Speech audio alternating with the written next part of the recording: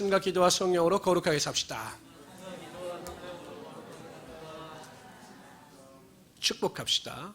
주님의 당신을 축복하고 환영합니다.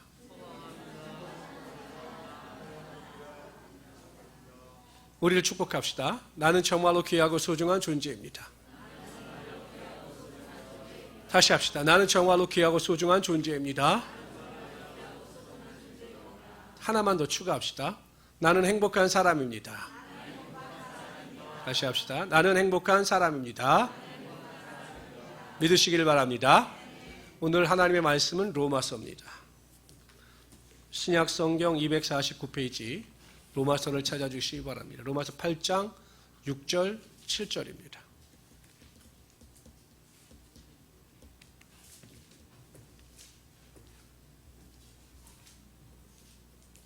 신약 성경 249페이지 로마서 8장 6절 7절입니다. 다 찾으셨습니까? 찾으셨어요? 네. 우리 다 같이 읽읍시다. 시작. 육신의 생각은 사망이요 영의 생각은 생명과 평안이니라. 육신의 생각은 하나님과 원수가 되나니 이는 하나님의 법에 굴복하지 아니할 뿐 아니라 할 수도 없음이라. 저는 오늘 읽어드린 로마서 8장 6절 7절 말씀을 가지고 행복의 로드맵 생각의 틀을 바꿔라, 이와 같은 제목으로 하나님의 말씀을 증거하도록 하겠습니다. 이 사람이 누구냐면 빅토 세브리아 코프라고 하는 사람입니다. 세리브리아 코프. 이 사람이 어떤 사람이냐면 15살이 되었을 때 학교 선생님이 이 빅토의 부모님을 불러서 뭐라고 이야기를 하냐면 학습 지진아이기 때문에 공부로는 도저히 앞이 보이지 않는다. 그러니까 지혜도 없고 지능도 부족하기 때문에 학습을 통해서 상급 학교에 진학하는 것보다는 학교를 포기하고 기술을 배우거나 장사를 하는 게 낫다. 이렇게 부모에게 충고를 합니다. 부모가 내 자식은 정말 머리가 나쁘구나 생각을 해서 자퇴를 했습니다. 그리고 장사도 시키고 기술도 배웠지만 32년 동안 선생님이 자기에게 한 말, 너는 전능하다. 이 말 때문에 무엇 하나 무슨 일 하나 제대로 할 수가 없었습니다. 그래서 17년이 흘러 그러니까 32살이 됐죠.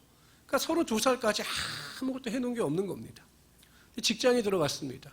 직장도 별 볼 일 없는 직장이었는데 직장에서 IQ 검사를 하게 됩니다. 우연하게. IQ 검사를 하게 됐는데 IQ가 161이 나왔어요. 그러니까 우리하고 비슷하긴 하지만 IQ가 161이 나왔어요. 너무 놀라버린 겁니다. 왜냐하면 이 빅토는 생각하기에 나는 정말 전능하다 이렇게 살아왔는데 사람들이 그 IQ 검사가 끝나고 난 뒤부터는 이 빅토를 굉장히 높여주는 거죠. 천재라고. 그러니까 빅토가 생각이 틀이 바뀌어요. 야, 나는 전능하다, 못한다 이런 생각의 틀에서 야, 난 천재구나, 못할 것이 없는 자구나 이렇게 생각의 틀이 바뀌어요. 그래서 그 전에는 무엇 하나 제대로 하는 것이 없던 사람이었는데 생각의 틀을 바꾸고 나니까 마음만 먹으면 할 수 없는 일이 없을 정도로 완전히 변화가 되었습니다. 바뀐 건 하나도 없습니다. 단지 생각만 바뀌었을 뿐이에요. 그의 생각이 바뀌니 그가 운명이 바뀝니다. 그래서 책도 쓰고 사업도 하고 특허도 냅니다. 나중에는 여러분 지금도 있지만 그 멘사협회라는 게 있어요. 혹시 우리 성도들 중에 멘사협회에 가입된 분들이 있으십니까? 140 이상만 들어가는 천재들만 들어가는 멘사협회가 있습니다. 거기에 의장이 되기도 하였습니다. 결국 이 빅토를 통해서 우리에게 주는 교훈은 한 가지입니다. 환경이 어떠하든지 간에 내가 무엇을 배웠든지 간에 중요한 것이 아니다라는 겁니다. 제일 중요한 것은 우리의 사고의 틀, 생각의 틀을 바꾸는 것입니다. 여러분 배 아시죠? 배, 큰 배. 이 배의 방향을 결정하는 것은 배의 키예요. 조그만 키가 배의 방향을 결정하고 이 방향을 결정해서 목적지에 이르게 합니다. 그러니까 이 키가 없으면 방향을 정할 수가 없는 거죠. 보통 성인들이 가지고 있는 이 뇌의 크기는 남성들의 경우가 한 1.4kg 정도가 되고 여성들은 1.25kg 정도가 된다고 합니다. 뇌의 크기가. 그러니까 별로 크지 않은 거죠. 보통 고기의 근수로 따지면 2근 정도 되는 겁니다. 그러니까 일예로 65kg의 몸무게를 가진 사람에게 있어 뇌가 차지하는 비중은 약 60분의 1 정도입니다. 굉장히 작죠. 육체의 일부분으로 따졌을 때는. 근데 그 작은 뇌가 어떠한 사고의 틀을 가지고 있느냐에 따라 여러분의 삶의 운명이 바뀔 수가 있다는 것이에요. 그러니까 우리가 어떠한 사고의 틀, 생각의 틀을 가지고 살아가느냐에 따라 불행을 선택할 수도 있고 행복을 선택할 수도 있다는 것입니다. 어찌 보면 여러분, 현재 여러분의 삶의 아름다운 모습 혹은 불행한 모습은 과거에 내가 어떠한 생각의 틀을 가지고 살았느냐에 따라 결정되어진 모습이라는 거죠. 그래서 제가 보기에는 또 하나님 말씀을 통해서도 보기에도 가장 중요한 것이 우리가 어떠한 생각의 틀을 가지고 살아가느냐. 이것이 우리의 행복을 결정한다는 것입니다. 그래서 저는 오늘 이 시간 우리가 행복하게 살아가기 위해서 어떤 생각의 틀을 가지고 살아갈 것인지 또 어떠한 생각의 틀을 버려야 할 것인가에 대해 살펴보라 함께 은혜를 나누고자 합니다. 첫 번째로 행복한 삶을 살아가기 위해서는 가장 먼저 내 자신에 대해서 우리 자신에 대해서 긍정적인 사고의 틀을 가지고 있어야 한다는 것입니다. 인간의 의식은 무의식이 있어요. 원래 예전부터 이 무의식의 세계에 대해서 학자들이 연구를 해왔지만 이 프로이드가 무의식에 대한 연구를 통해서 인간이 인지하지 못하는 이 무의식의 세계가 있다라고 한 연구를 통해서 이 무의식에 대한 것이 많이 활성화가 되었죠. 그러니까 우리가 인식하면서 살아가는 삶의 영역의 부분이 있고 우리가 전혀 생각하지 못하면서 살아가는 무의식의 세계가 있습니다. 그런데 생각하지 않는 이 무의식 속에서도 어떠한 일에 사고가 입력이 되게 되면 그것이 평상시에 나타나지 않고 있다가 결정적인 순간에 이 무의식 속에 있는 부정적인 것들이 겉으로 드러나서 우리의 삶에 어떤 행동에 큰 영향을 끼친다는 것입니다. 그런데 이 무의식 속에는요, 부정적인 것들이 많이 내재되어져 있어요. 대표적인 것이 우리 사람들이 가지고 있는 상처입니다. 상처. 그러니까 어렸을 때부터 여러분 우리가 인지하지 못하는 상황 가운데 계속 충격을 받게 되면 그 충격이 상처로 우리의 무의식 속에 내재되어 있다는 겁니다. 그렇게 성인들의 삶을 보면 평범한 것 같고 별거 문제가 없는 것 같은데 차이 보면 문제도 있고 아픔도 있어요. 그게 지금 무엇이냐? 이 무의식 속에 내재되어져 있는 상처입니다. 그런데 그것을 인지하지 못해요. 아, 내가 상처 때문에 내 행동이 문제가 있구나. 이것을 인지하는 사람들은 그리 많지 않다는 겁니다. 제가 청년연합회를 담당할 때 상담을 많이 했는데요. 한 청년이 상담을 왔는데 관계가 어렵다는 거예요. 제가 보기엔 평상시에 이 자매님은 문제가 없었는데 사람들하고 관계를 못하는 거예요. 그래서 제가 이렇게 이야기를 하다 보니까 뭐 누구는 뭐 때문에 힘들고 누구 때문에 힘들고 이렇게 상대방 누구 때문에 힘들다라고 이야기를 하는데 제가 알고 있는 그 사람들에 대한 정보는 그 자매님이 저에게 말하는 정보하고 완전히 달랐습니다. 내가 알고 있는 사람은 그런 사람이 아닌데 왜 이렇게 이야기를 하지? 내가 모르는 게 있는 건 아닌가라는 생각을 했습니다. 그럼 이제 다른 것도 상담을 하는데 이번에 직장에서 승진을 했다라는 이야기도 해서 제가 축하를 해줬습니다. 그러나 하나님 앞에서 더 겸손하면 하나님께 또 높여주실 테니까 우리 잘해봅시다 하고 보냈어요. 근데 누가 저에게 와서 이야기하는데 그 자매님이 목사님한테 상담을 받고 나서 상처를 받았다는 거예요. 마상을 받았다는 거예요. 마음의 상처를. 뭐라고 물어봤더니 자기가 회사에서 진급을 했는데 목사님이 교만하지 말라고 이렇게 말을 했다는 거예요. 제가 너무 억울하지 않습니까? 나는 그런 의도로 말을 한 것도 아니고 또 그렇게 충분히 길게 설명을 했는데 어떻게 그렇게 받아들일까? 제가 불렀습니다. 제가 깊은 대화를 나눴어요. 깊은 대화를 나누다 보니까 그 자매가 무의식 중에 하는 말 중에 상처가 있더라고요. 어렸을 때부터 부모의 무관심에 대한 상처가 있어요. 그 자신이 무슨 말을 하면 부모가 그 말을 믿어주지 않는 그 상처가 있어요. 그 상처 때문에 다른 사람들이 말을 하면 그 사실을 그대로 받아들이는 것이 아니라 그 사실을 왜곡하는 거죠. 근데 본인은 몰라요. 그러니까 무의식 속에 이 부정적인 틀을 가지고 있으니까 결정적인 순간에 그 부정적인 틀이 작동을 해서 그 상처가 모든 사실을 왜곡하는 거죠. 그래서 관계도 굉장히 어려웠고 결국 나중에 교회를 떠났습니다.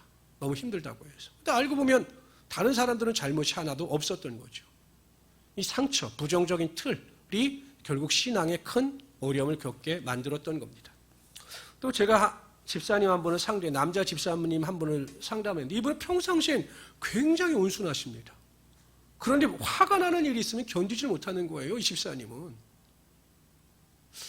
이해가 되지 않죠. 아니, 이 사람이 왜 이렇게 있는데 왜 이상한 하면 이렇게 화를 낼까? 또 어떨 때 화를 내나 봤더니 자신의 의견을 제시했는데 의견이 무시되거나 다른 사람이 자신의 잘못한 점을 지적해서 충고해 줄 때 이게 못 견디는 거예요. 그래서 이제 상담을 하다 보니까 그 이유가 무엇인가 봤더니 자존감이 너무 낮은 거예요. 자존감. 어머님이 일찍 돌아가시고 홀아버지 밑에서 이렇게 자라오면서 이 집사님이 부모에게 칭찬과 격려를 받지 못했던 거예요. 이게 자존감이 너무 낮아진 거죠. 제가 그래서 그 말씀을 드렸습니다.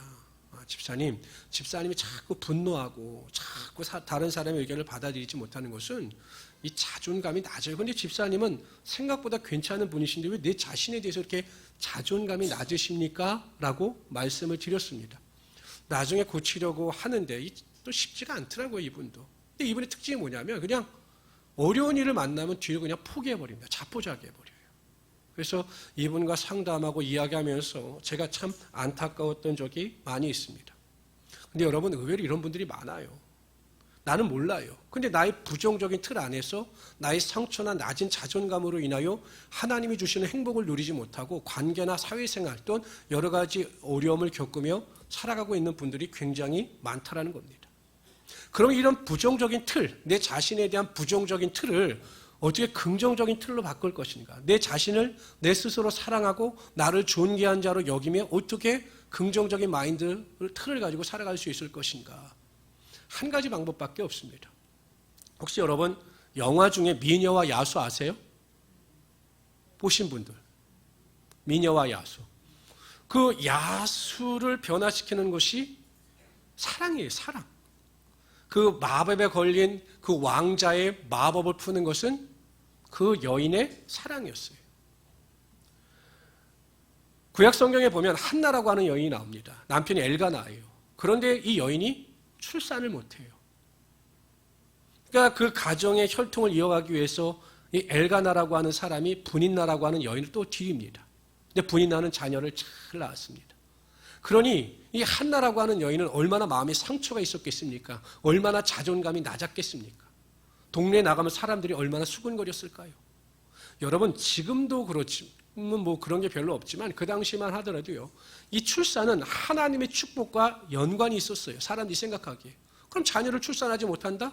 하나님께 심판을 받고 하나님 앞에 죄를 지은 자다. 이런 인식이 있었기 때문에 여러분 동네에 나가면 사람들이 얼마나 그 사람을 보고 수군거렸겠습니까? 마음의 상처도 있고 자존감도 낮았을 겁니다. 근데 그 화살이 다 남편에게 돌아갔어요. 남편을 보기만 하면 짜증을 내고 남편을 보기만 하면 화를 냈습니다.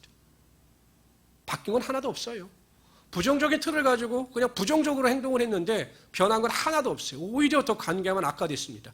이때 한나라고 하는 여인이 결단하고 하나님을 찾아갑니다. 그리고 하나님께 기도합니다.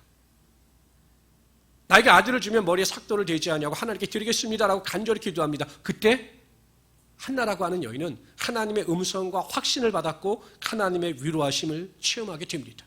하나님이 나를 사랑하시는구나. 그리고 내 기도에 응답하여 주시겠구나라고 하는 확신이 들었습니다. 그 순간 부정적인 자기 자신에 대한 틀이 긍정적인 틀로 바뀐 거죠. 집에 돌아옵니다. 전처럼 화도 짜증도 내지 않아요. 걱정 근심도 하지 않아요. 왜? 하나님께서 나를 사랑하여 주셔서 아들을 주실 것을 확신했기 때문이죠. 틀이 바뀌니까 삶이 바뀌는 겁니다. 가정이 평안해졌던 거죠. 결국 하나님께서 그 한나라고 하는 여인에게 사무엘이라고 하는 귀한 아들을 허락하여 주시고 후에는 아들 셋과 딸들을 허락하여 주셔서 행복한 삶을 살아갈 수 있게 만들어 주셨던 것입니다. 성도 여러분, 우리가 어떠한 환경 가운데 놓여있다 할지라도 여러분들을 향한 하나님의 사랑은 결코 변기함이 없다라는 것입니다. 하나님은 언제나 어디서나 우리를 사랑하시고 하나님의 사랑으로 우리를 보호하시며 하나님의 사랑으로 우리를 이끌어 가신다라는 것입니다. 우리가 하나님의 사랑을 기억하고 하나님의 사랑 안에 거하게 될 때 우리 마음속에 있는 모든 상처와 낮은 자존감이 회복되어지고 그 안에서 하나님이 주시는 참된 행복을 누리며 살아갈 수 있게 된다라는 것입니다. 성도 여러분 꼭 기억하십시오. 예수님께서 채찍에 맞음으로 우리가 나음을 입었다라고 말씀하셨습니다. 단지 육체적 질병이 나음뿐만 아니에요. 우리의 모든 상처와 낮은 자존감과 마음의 모든 슬픔과 모든 고통도 다 나음을 입은 것입니다. 하나님께서 우리를 사랑하시는데 우리가 얼마나 대단한 사람입니까? 얼마나 귀하고 소중한 존재입니까? 그러한 사랑을 기억하셔서 항상 내 자신에 대해서 부정적인 틀이 아니라 긍정적인 생각의 틀을 가지고 믿음 안에서 승리하며 살아갈 수 있는 우리 성도들이 되시기를 주님의 이름으로 축원합니다. 두 번째로요. 우리가 행복한 삶을 살아가기 위해서는 무슨 일이든지 승리의식의 틀을 가지고 살아가야 합니다. 남성분들은 프로야구 좋아하십니까? 메이저리그 좋아하십니까? 저는 메이저리그도 굉장히 좋아하는데 그 미국 메이저리그에서 라이벌 관계에 있는 대표적인 두 팀이 미국 아메리칸 리그의 동부 지역의 뉴욕 양키스와 보스턴 레드삭스예요. 여기는 아주 굉장히 라이벌 관계가 강합니다. 그런데 2000년도 초반에 2002년도까지 양키스의 독주였어요. 뉴욕 양키즈가 막 월드 시리즈도 우승하고 막 매번 우승을 합니다. 그러니까 보스턴 레드삭스 입장에서는 너무 배가 아픈 거죠. 성적도 안 나오고 하니까. 그래서 팀의 체질을 바꾸기 위해서 야구단 단장을 바꿔요. 그때 이 보스턴 레드삭스에 부임한 단장의 이름이 데오 앱스타인입니다. 근데 이 사람의 나이가 29살이었어요. 엄청 어리죠. 그리고 변변한 메이저리그 경력도 없었고 변호사 출신입니다. 그래서 그 당시에 보스턴 레드삭스 신문이나 팬들이 막 비난을 했어요. 데려올 사람이 없어 어떻게 앱스타인 같은 사람을 데리고 오느냐 막 비난을 했습니다. 근데 이 29살밖에 되지 않는 초보 변호사가 팀을 완전히 변화시켜버려요. 그리고 마침내 2004년에 월드 시리즈 우승을 시킵니다. 86년 만에 우승을 시켜요. 그리고 나서 어디로 팀을 옮기냐면 시카고 컵스로 이제 메이저리그 아메리칸 리그에서 내셔널 리그 팀으로 바뀌어요. 근데 이 시카고 컵스는 염소의 저주라고 하는 그 별명이 붙은 팀인데 104년 동안 108년 동안 우승을 경험하지 못했습니다. 그래서 앱스타인이 가자마자 이 시카고 컵스도 월드 시리즈에서 우승을 시킵니다. 사람들이 궁금하잖아요. 나이도 어리고 메이저리그 선수 경험도 없는 사람이 어떻게 이 팀을 이렇게 강팀으로 변화시킬 수 있었을까 물어봅니다. 그러니까 앱스타인이 다양한 이야기를 해줍니다. 근데 그 중에 핵심적인 내용이 무엇이었냐면 이것이에요.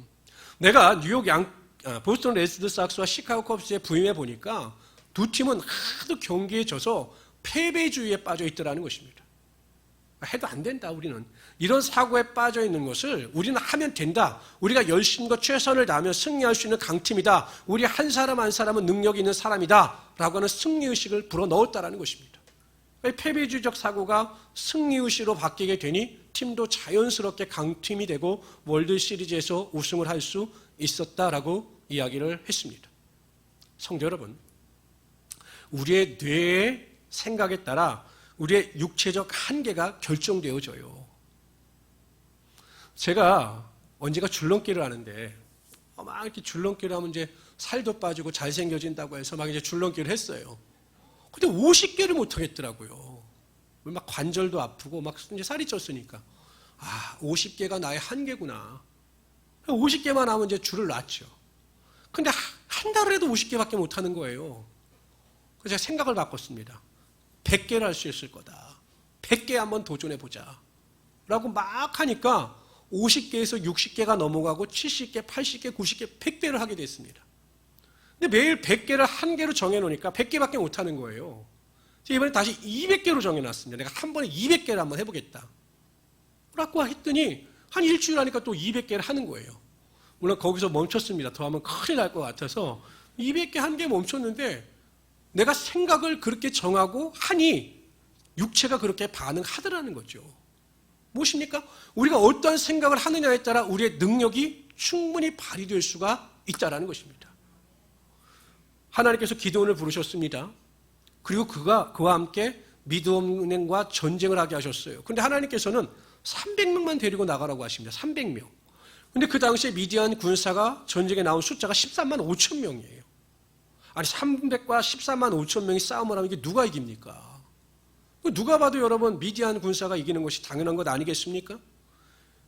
그러니까 기드온도 불안했던 거죠. 그러니까 하나님께서 기드온에게 어떤 명령을 내리시냐면 서로 이렇게 대치하고 있을 때 네가 네 사랑하는 부하를 데리고 한번 그 적진 근처에 한번 가봐라 이렇게 말씀하셔요. 그래서 이 기드온이 브라라고 하는 그 부하를 데리고 내려갑니다. 이렇게 미디안 군사들이 진치고 있는 곳에 내려갔는데 우연히 보초병들이 보초를 쓰면서 하는 말을 들은 거예요. 그때 한 보초병이 다른 보초병에게 뭐라고 이야기하냐면 내가 어저께 꿈을 꿨는데 보리떡 하나가 미디안 군사들 우리가 모인 곳으로 굴러오더니 우리의 장막을 다 무너뜨리더라. 이렇게 이야기를 하는 겁니다. 그랬더니 그 이야기를 듣고 있던 한 보초병이 이렇게 이야기하는 겁니다. 아무리 생각해도 이게 다른 것이 아니라 그 보리떡이 그 요아스의 아들 기드온의 칼 같은데 그러면 우리 미디안 군대가 이스라엘 민족에게 다 패한다는 것 아니냐? 이렇게 해석을 하는 거예요. 기드온이 그 말을 듣는 순간 마음속에 하나님이 주시는 확신이 들었습니다. 의심이 떠나가고 불안도 떠나가고 두려움도 떠나갔어요. 그리고 가서 이스라엘 백성들에게 뭐라고 선포하냐면 이렇게 선포합니다. 다 같이 읽어봅시다. 사사기 7장 15절입니다. 시작. 기드온이 그 꿈과 해몽하는 말을 듣고 경배하고 이스라엘 진중에 돌아와서 이르되 일어나라, 여호와께서 미디안 군대를 너희 손에 붙이셨느니라. 이게 여러분 할 말입니까? 300명을 데리고 있는 그 지도자가 13만 5천 명의 군대를 바라보면서 하나님께서 13만 5천 명을 우리에게 붙이셨다, 우리는 승리한다, 이긴다, 이렇게 말할 수 있는 상황은 아니거든요. 그러나 기드온에게 하나님께서 믿음을 주시니 그의 의식 속에 승리의식이 충만하게 되었고 이러한 고백을 드릴 수가 있었던 겁니다.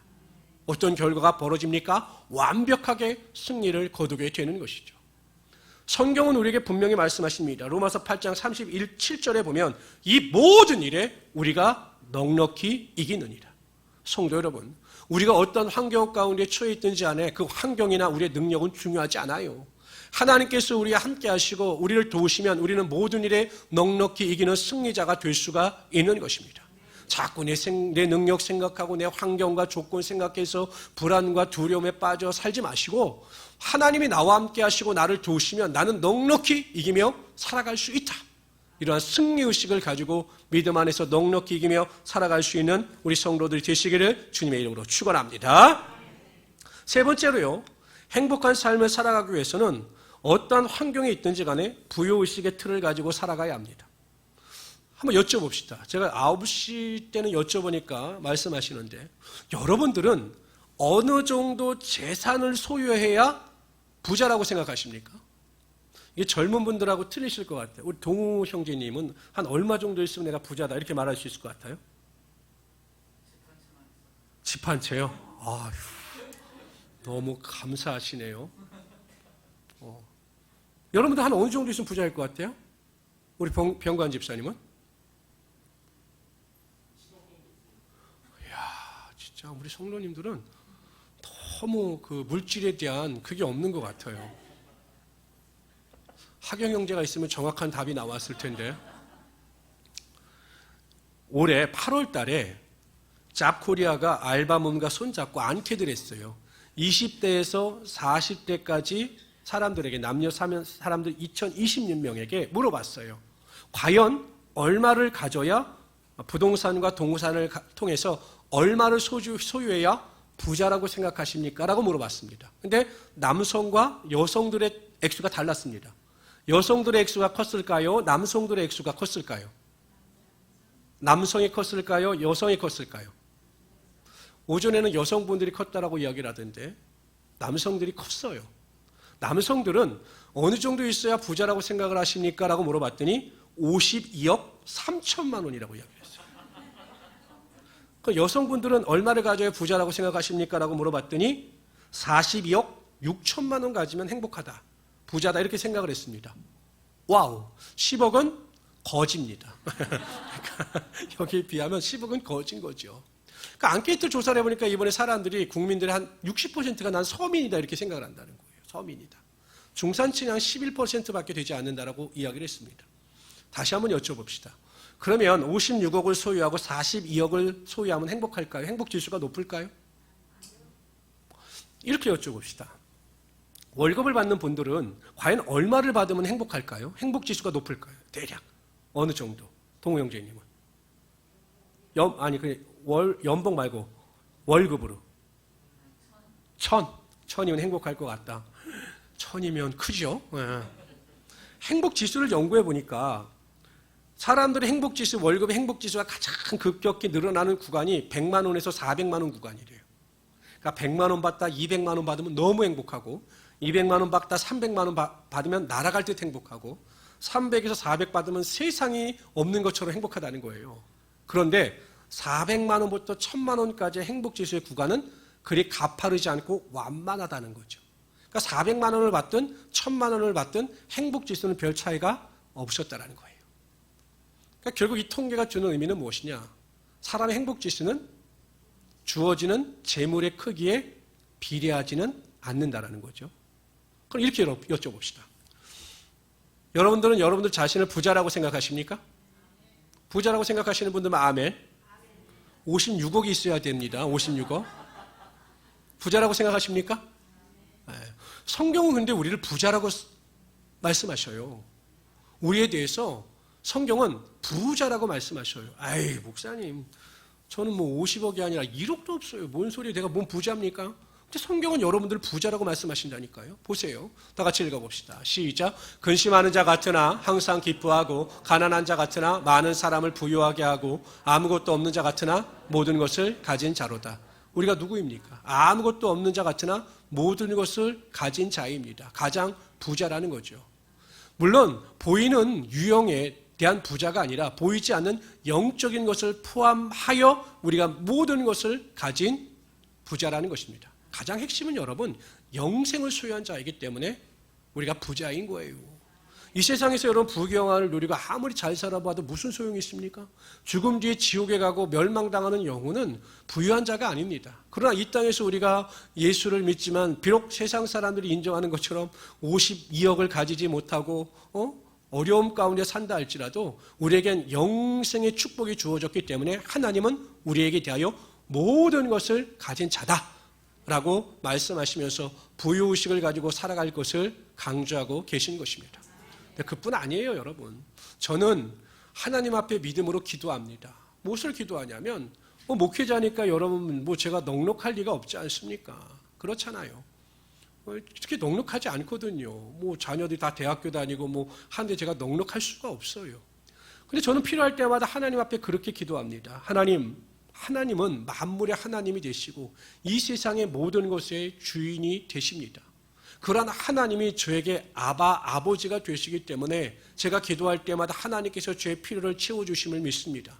하나님, 제가 탐심으로 구하지 않게 하여 주시고 하나님의 영광을 위하여 필요한 것을 구할 때마다 만물의 주인 되신 하나님께서 채워주셔서 하나님을 섬기는 일에 기쁨이 되게 하여 주십시오라고 기도하면 하나님께서 모든 것을 채워주시고 은혜와 능력으로 붙잡아 주시는 것입니다. 그래서 성도 여러분, 저는 절대 사람들 앞에서 제 선배 목사님들이나 후배 목사님들이나 어느 누구에게도 힘들다, 못 살겠다, 어렵다, 목회가 정말로 힘이 든다, 물질적으로 부족하다라는 말을 한 번도 한 적이 없어요. 왜냐하면 그래봤자 아무 소용이 없어요. 오히려 부유의식을 가지고 하나님께서 채워주신다, 하나님께서 은혜와 능력으로 함께하여 주신다라고 고백을 하면 하나님께서 그 부유의식의 믿음을 쫓아 하나님의 은혜와 능력으로 함께하여 주시는 것입니다. 정말 하나님께서 감사한 것은요, 보면 때를 따라 먹이셔요. 하나님께서 정말 기가 막히게 먹이십니다.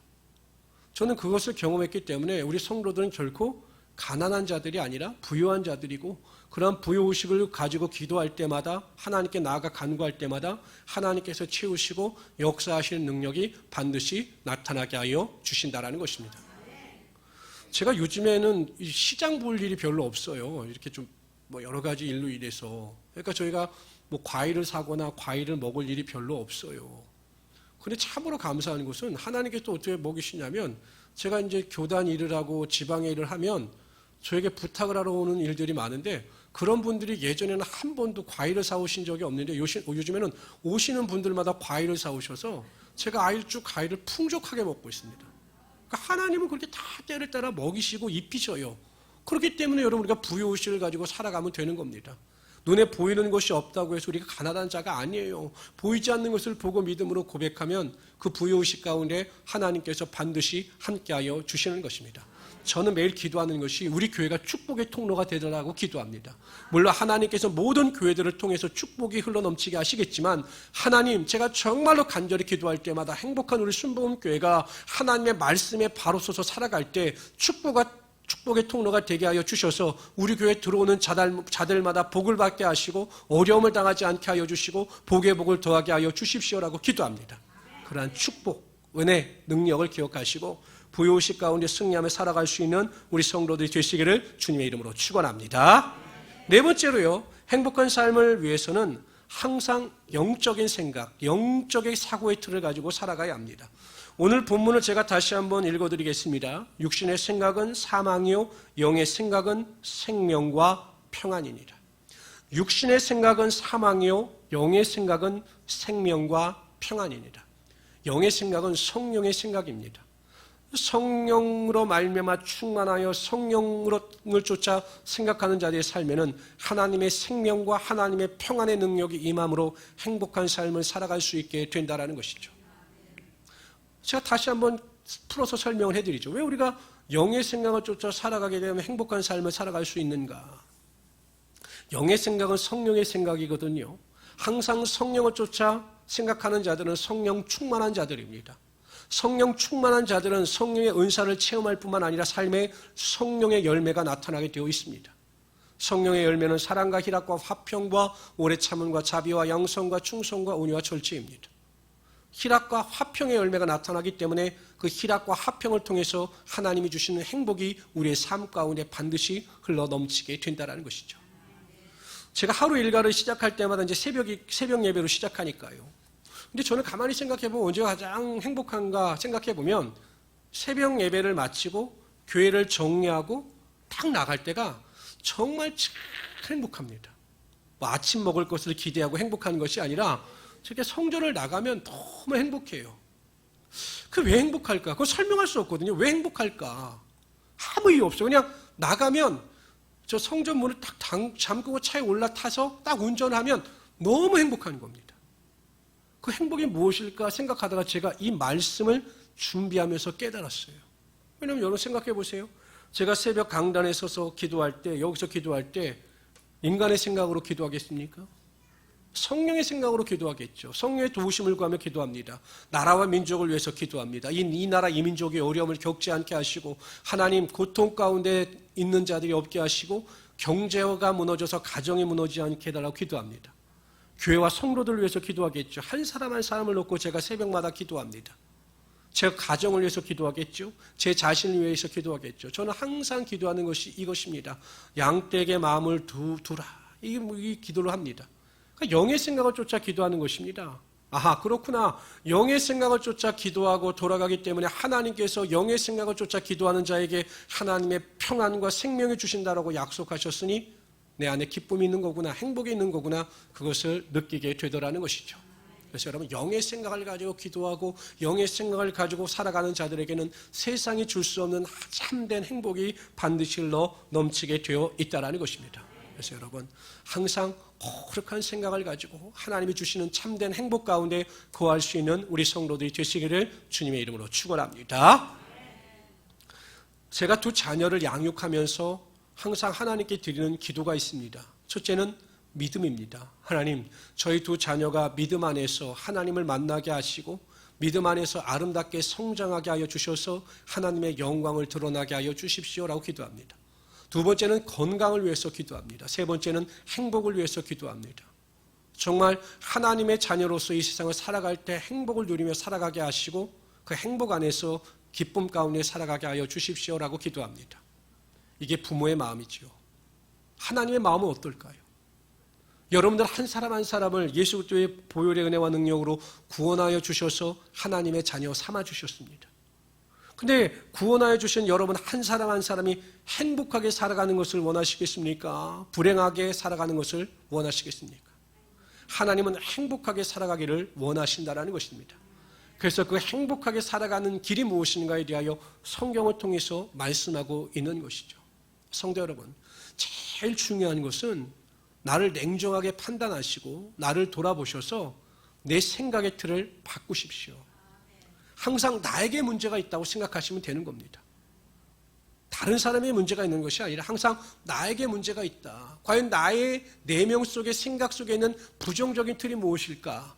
그 부정적인 틀을 바꾸시되 그 바꿀 수 있는 유일한 방법은 하나님께서 나를 정말로 사랑하신다는 사실을 믿어 의심하지 말라는 것입니다. 그러면 우리의 생각의 틀이 긍정적인 틀로 바뀔 수가 있는 겁니다. 두 번째, 무슨 일을 하든지 패배주의적 사고에서 벗어나십시오. 안 된다, 못한다, 할 수 없다 라고 하는 이 패배주의적 사고의 틀이 아니라 하나님께서 주시는 능력 안에서 승리의식을 가지고 살아갈 수 있기를 바랍니다. 세 번째, 우리는 가난한 자가 아닙니다. 모든 것을 가진 자입니다. 이러한 부요의식을 가지고 넉넉한 믿음을 가지고 소망 가운데 기대하면서 하나님께 기도하시기를 바랍니다. 그럼 하나님께서 환경의 문을 열어주실 뿐만 아니라 우리가 이 땅에서 부유하게 살아갈 수 있는 지혜도 허락하여 주시는 것입니다. 네 번째로, 우리가 어떤 환경 가운데 있다 할지라도, 세상이 아무리 악하다 할지라도 육신의 생각을 쫓아 살지 마십시오. 육신의 정욕과 안목의 정욕과 이생의 자랑이 아니라 성령께서 함께 하심으로 거룩한 은혜와 능력을 가지고 성령의 생각을 쫓아 살아갈 수 있는 우리 성도들이 되시기를 주님으로 축원합니다.